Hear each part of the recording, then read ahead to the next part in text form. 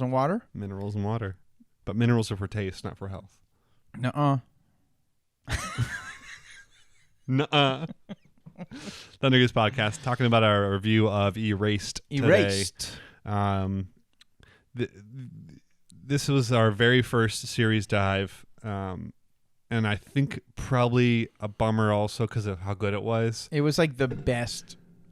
I feel like it's still one of the best animes. I'm actually trying to get some people who, I won't say their names, but there's some people who I know who just like hate anime and but they love like horror and thriller and I was like stuff and I was like, well, I got into anime because I thought it was like kind of like for little kids, and so someone showed me Attack on Titan. I was like, oh, like so anime's not for kids or not. Season 1, dude. I'm not talking about season 2 bullshit. I'm talking about season 1, like back in the freaking day. Yeah, I mean that stuff was nuts, man. It's brutal. But I would say that there was so I feel like other people might need other like things easier to kind of maybe get so because I was like, well, would you like be interested in like something that's like more suspense and like kind of horror a little bit, like and all these things, and like that could be maybe cool. So we'll see. But I love it. Erased is I guess just to real quick give a quick synopsis of it. It's a crime thriller with a time traveling aspect to it as well. And it's 13 episodes long, and it's solved within those 13 episodes. Totally. So it's not very long. It's a low commitment. You're talking about 260 minutes of watch time overall, which is basically go watch 2 movies. Or, well, 260 is a little more than that. Go watch 2.5 movies. Yeah, go watch Lord of the Rings and then half the sequel. And it's about the same amount of time commitment, but you can spread it out over whatever. It's really awesome.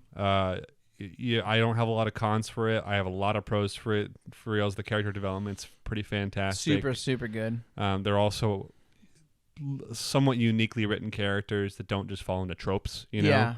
I mean, I feel like almost all of them don't really fall into tropes. I mean, maybe a little bit with like some of the kids, I guess, but yeah, I guess some of the ancillary characters that are a little more like, oh, you're here just for this one line or just whatever, or you're here for like some set dressing. Yeah, they might be a little more tropey. But Satoru himself, I feel like, the main character is a little more just like a person who has no ambition in life. And I feel like you might see that in some ways in a lot of anime for people searching for purpose. Right.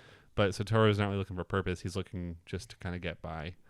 And his whole ability of being able to travel back in time to save people, basically. Right, yeah. And also having no ambitions, a very interesting dichotomy of his character. Yeah. Because it's like you could use this, like you could be using it in a way more, I guess, productive ways.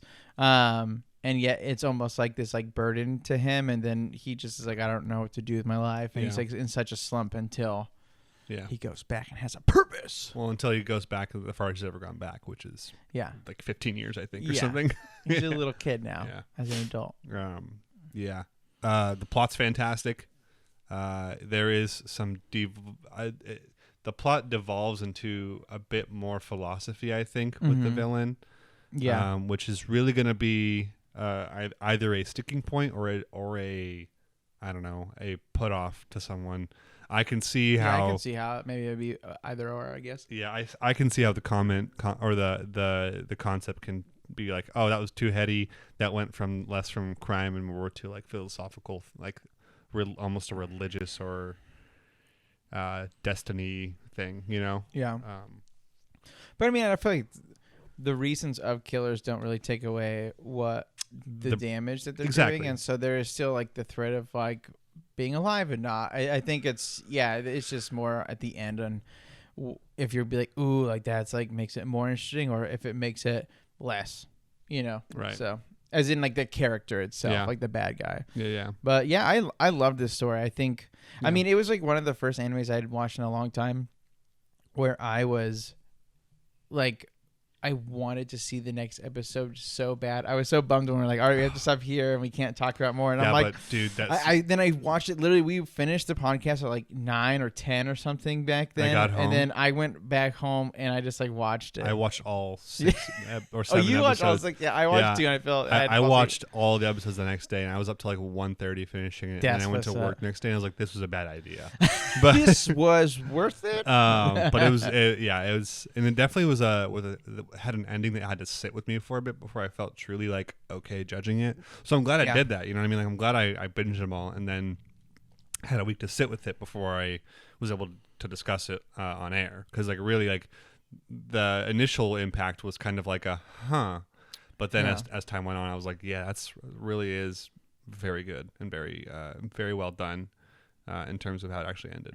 Yeah, it just took me I would say a few days to be turned around on it. Yeah, I liked it immediately. So, but I was a big advocate. Yeah. Are we doing ratings on this? Are we doing ratings for ourselves? Yeah. So I think I gave it a 8.5 to 9 in that range somewhere back in the initial podcast. I'm gonna stick with a 9 for now. Okay, I don't remember what I gave it, but I want to give it a 9 or a 9.5. Yeah, I think it's definitely a 9. Like easy for me. I think that. I guess I'm trying to remember any of the qualms that I had with it. Yeah, I can remember one specific qualm, which is a little spoilery, but it was how they resolved the Kaio storyline of her grandma showing up and being the advocate. Right. That felt super ham-fisted and very quick. Yeah. And that is there. It's a major plot point in these 13 episodes, and it feels like it was solved outside of the audience's context. Right. And then we were just given a monologue to kind of resolve it. So that was a hard thing for me, and that's the big knock, but it doesn't detract from the overall. I mean, it does detract, but it doesn't waste the potential of the show. It's still good. Yeah. Yeah. No, I agree. I think that is definitely they could have done that a lot better. See, I'll stick with 9. Yeah. 9's perfect, I think. It's a great show. Great show. Recommendation from us. It's 100%. Probably one of the highest rated shows we'll do so far. Anyway. So, but until next time.